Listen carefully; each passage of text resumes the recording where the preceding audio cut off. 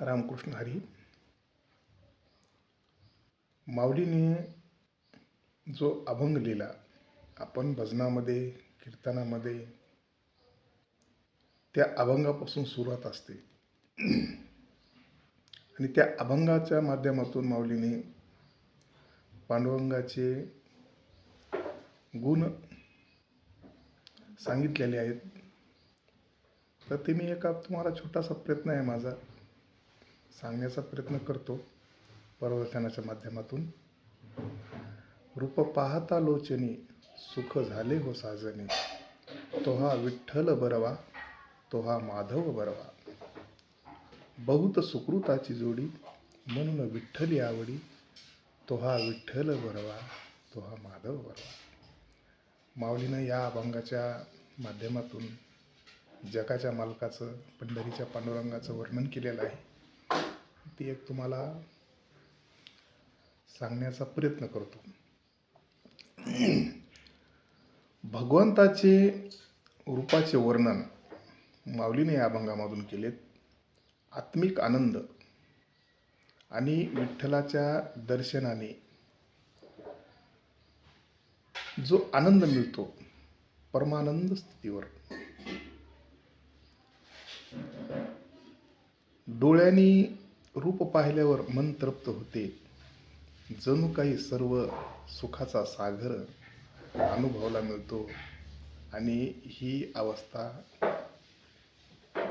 शब्दातील असून ती फक्त अनुभवात येते, असे प्रवचन या अभंगावर बरेच महात्म्याने, थोर महात्म्याने केलेले आहेत.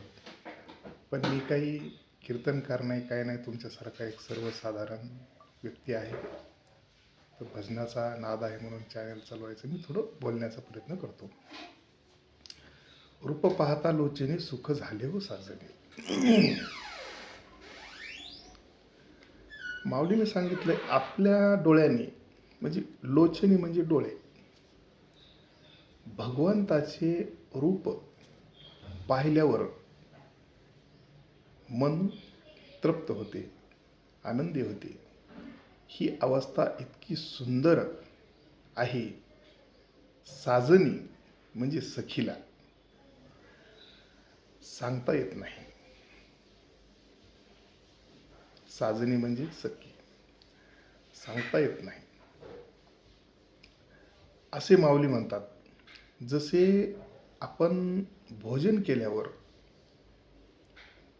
ढेकर येतो आणि ढेकर आल्यावर कळतं, तसंच म्हणजे जेवण पचायलंय, तसंच भगवंताच्या रूपाने मन तृप्त होते, असं माऊलीनं पहिल्या चरणामध्ये सांगितलेलं आहे.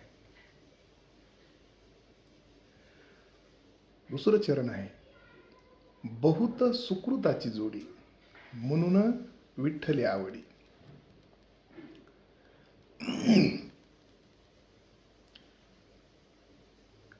इतकी पुण्यकर्म केल्यामुळे विठ्ठलाची आवड निर्माण होते आणि विठ्ठलाचे रूप दिसू लागते, असं ज्ञानेश्वर महाराज या तिसऱ्या चरणात, आपलं पहिल्या चरणात म्हणतात. दुसरं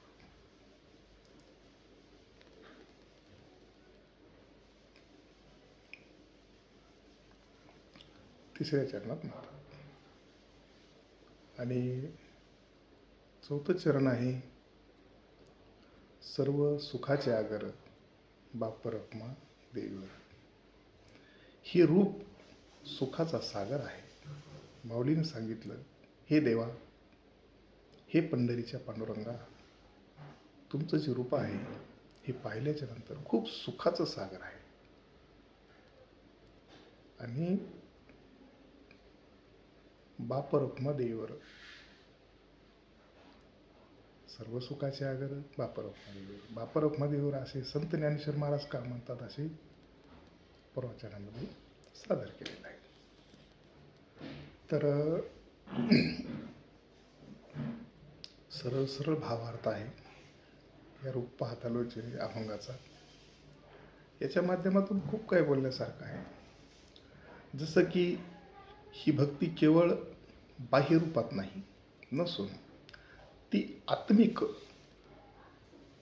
आत्मिक अनुभूती आहे. डोळ्यांनी पाहिलेले रूप हृदयात साठवून ठेवले ही भक्तीची खरी ओळख आहे, असं पण माऊली म्हणतात. आणि भगवंताच्या दर्शनाने मिळणारा जो आनंद आहे हा इतर कोणत्याही सुखापेक्षा श्रेष्ठ नसतो. जसं की तुम्ही किती पैसा कमवला, किती धन कमवलं, किती प्रॉपर्टी कमवली, ते सुख नाही आहे.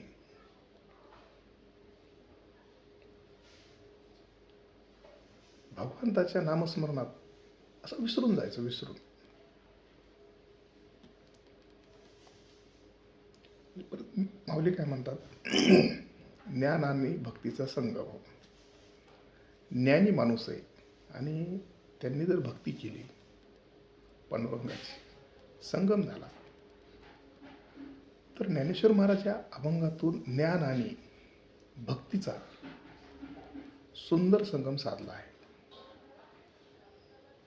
रूप पाहणे म्हणजे केवळ डोळ्यांनी पाहणे नाही, ते अंतःकरणातून अनुभवायला पाहिजे.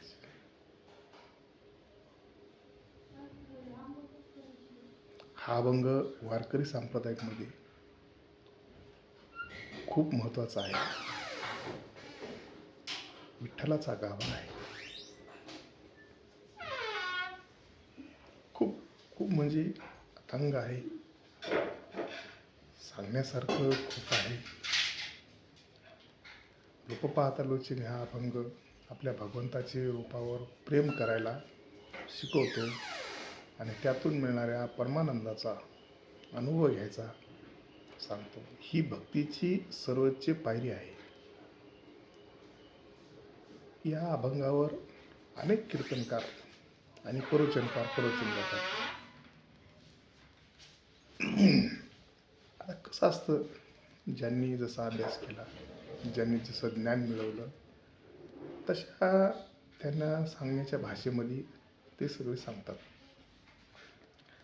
तर मी म्हणजे एक सर्वसाधारण भजन गाणारा माणूस आहे. आमचा वारकरी संप्रदाय पूर्ण खूप खूप म्हणजे असं बोलण्यासारखं, रूप पाहता लोचनी या अभंगावर बोलण्यासारखं खूप खूप खूप काही आहे. पण मी पहिलेच तुम्हाला सांगितलं, मी कीर्तनकार नाही, पण एक छोटासा प्रयत्न केलेला आहे की माऊलीनं रूप पाहता लोचनी या अभंगावर काय सांगितलं आहे. मी थोडंच सांगितलं, मला जेवढं कळतं तेवढं सांगितलं. ठीक आहे. आता खूप मोठे साधू संत आहेत आपल्याकडं, कीर्तनकार मोठमोठाले आहेत, त्यांचा अभ्यास बी तसाच आहे. त्यांनी संध्या बी तशीच केलेली असते, आयुष्य पूर्ण त्याच्यात घातलं. आम्ही सगळं करून करतो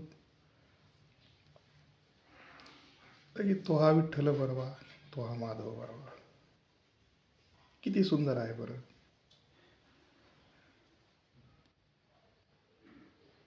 आणि हा आनंद फक्त भाग्यानंच मिळतो माऊली, असं माऊली म्हणतात. तो हा विठ्ठल बरवा, तो हा माधव बरवा.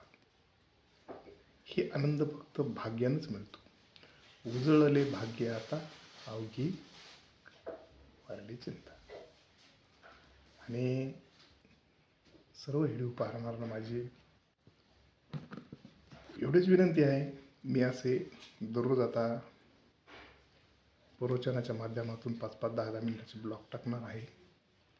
आणि मी खूप ज्ञानी आहे असं मला म्हणायचं नाही. एक छोटंसं प्रयत्न केला मी बोलण्याचा, आणि तुम्ही सर्वांनी माझा हा व्हिडिओ कसा वाटला, आवडला का नाही, कमेंट करून सांगावं. हीच मी माऊलीच्या चरणी संत तुकाराम महाराज, संत ज्ञानेश्वर महाराज, नामदेव महाराज असतील, संत सावता महाराज असतील, सर्वांना, सर्व संतांचे मस्तक हे पायावरी ठेवून पांडुरंगाची सेवा करतो. सेवा म्हणजे दादा तुम्ही म्हणता तुम्ही पंढरपूरला जाता का? नाही, फक्त एक नामस्मरण गाऊन सेवा करतो. भजनातली सेवा आहे माझी. आणि सर्वांना माझा पुन्हा एकदा रामकृष्ण हरी.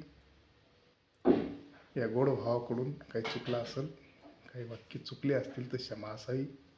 फक्त एक ब्लॉग बनवण्याचा प्रयत्न केलेला आहे मी. आणि सर्वांना रामकृष्ण हरी.